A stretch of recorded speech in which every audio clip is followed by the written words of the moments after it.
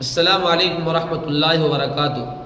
دوستو، ہجرت کے وقت کی دعا، جب انسان کو کسی جگہ سے کسی جگہ منتقل ہونا پڑے کسی مجبوری کی وجہ سے، چاہے وہ مجبوری دنیا کے اعتبار سے ہو چاہے دینی اعتبار سے ہو، کہ جہاں پر رہ کر دینی کاموں پر عمل کرنا مشکل ہو، یا دنیاوی اعتبار سے جہاں پر اس کا گزارا اور ذریعہ معاش کا انتظام نہیں ہو رہا ہو، جس لین سے بھی ہو، جب وہ ہجرت کا وقت ہو تو یہ دعا پڑھنی چاہیے۔ قرآن پاک کی ایک آیت ہے، اللہ کے رسول صلی اللہ علیہ وسلم نے بھی ہجرت کا جب وقت تھا تو اس آیت کو پڑھا ہے۔ اللہ کے رسول صلی اللہ علیہ وسلم کو جب حکم ہوا کہ مکے سے مدینے کی طرف ہجرت کرنے کا، تو سب سے پہلے آپ نے حضرات صحابہ کرام رضوان اللہ تعالیٰ علیہم اجمعین کو روانہ کیا۔ تو دوستو، اسلام میں ہجرت دو مرتبہ ہوئی ہے۔ ایک پہلی ہجرت حبشہ کی طرف ہوئی ہے، جس میں بہت سارے صحابہ صحابیات پہلے گئے۔ بڑا لمبا واقعہ ہے کہ حبشہ کا جو بادشاہ نجاشی تھا، ان کے پاس گئے۔ کفار مکہ ان لوگوں کا جانا گوارا نہیں کیا، پسند نہیں کیا۔ بہت سارے تحفے تحائف لے کر شاہ نجاشی کے پاس پہنچ کر اسے تحفے تحائف دے کر لالچ دلا کر کہا کہ یہ لوگ ہمارے ملک سے بھاگ کر آئے ہوئے ہیں، یہ ہمارے رشتہ دار ہیں، آپ انہیں واپس کر دیجئے۔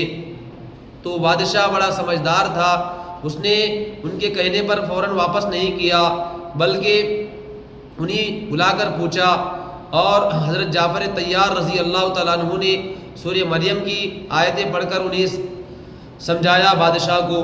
پھر ان لوگوں نے دوسری مرتبہ بادشاہ کے سامنے جا کر کفار مکہ نے کہا کہ یہ لوگ حضرت عیسیٰ علیہ السلام کی شان میں برا بھلا کہتے ہیں۔ تو بادشاہ نے پوچھا کہ آپ حضرت عیسیٰ علیہ السلام کے بارے میں کیا کہتے ہیں، تمہارا کیا گمان ہے؟ تو دوستو، صحابہ نے حضرت جعفر طیار رضی اللہ تعالیٰ عنہ نے حضرت عیسیٰ علیہ السلام کے بارے میں وہی کہا کہ ہمارے نبی صلی اللہ علیہ وسلم نے جو کچھ انہیں تعلیم دی تھی کہ وہ اللہ کے پیغمبر ہیں، اللہ کے بندے ہیں، وہ اللہ کے بیٹے نہیں ہیں، جیسا کہ دوسروں کا گمان ہے کہ وہ اللہ کے بیٹے ہیں۔ تو دوستو، بادشاہ سمجھ گیا کہ لوگ انہیں تکلیف دینا چاہتے ہیں، تو مسلمانوں سے کہا کہ آپ آرام کے ساتھ ہمارے ملک میں رہنا چاہتے ہیں تو رہ سکتے ہیں، کسی قسم کی آپ کو کوئی تکلیف نہیں ہوگی۔ اور کفار کو ذلیل ہو کر وہاں سے واپس لوٹنا پڑا۔ تو دوستو، یہ پہلی ہجرت تھی اسلام کے اندر۔ دوسری ہجرت مکے سے مدینہ کی طرف تھی۔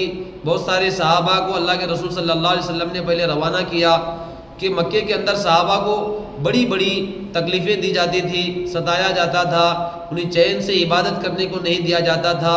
تو اللہ کے رسول صلی اللہ علیہ وسلم نے صحابہ کو مدینہ روانہ کیا، اور مدینے سے اللہ کے رسول صلی اللہ علیہ وسلم کو حکم ہوتا تھا کہ آپ بھی تشریف لائیں۔ تو اللہ کے رسول نے کہا کہ جب اللہ کا حکم ہوگا تو اس وقت میں آؤں گا۔ تو چنانچہ جب اللہ کی طرف سے حکم ہوا تو آپ نے حضرت ابوبکر صدیق رضی اللہ تعالیٰ عنہ کو کہا کہ اللہ کی طرف سے ہمیں ہجرت کرنے کا حکم ہوا ہے، ہمیں نکلنا ہے۔ تو چنانچہ حضرت ابوبکر صدیق رضی اللہ تعالیٰ عنہ نے 2 سواریوں کا انتظام کیا اللہ کے رسول صلی اللہ علیہ وسلم کے لیے اور خود کے لیے۔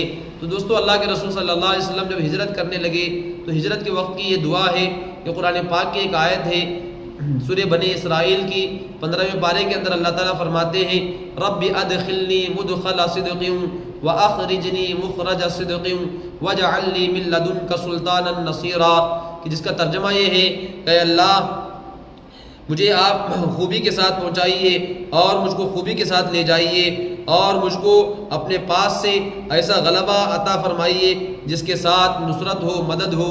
تو چنانچہ دوستو، اللہ کے رسول صلی اللہ علیہ وسلم نے مکے سے مدینہ کا ہجرت کیا۔ درمیان میں غار ثور میں رکنا پڑا، بہت سارے حالات درمیان میں پیش آئے۔ تو دوستو، اللہ کے رسول صلی اللہ علیہ وسلم کی ایک ہجرت تھی، اور اللہ کے رسول صلی اللہ علیہ وسلم کی یہ دعا ہے ہجرت کے وقت کی۔